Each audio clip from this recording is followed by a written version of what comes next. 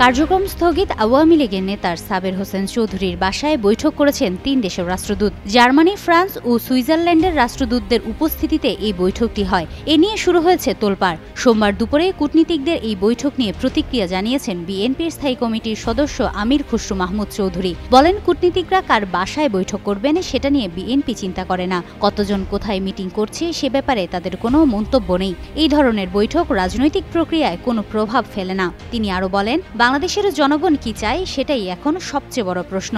বাধা ও বিপত্তির রাজনীতি থেকে বেরিয়ে এসে প্রত্যেক দলকে স্বাধীনভাবে কাজ করার সুযোগ দিতে হবে।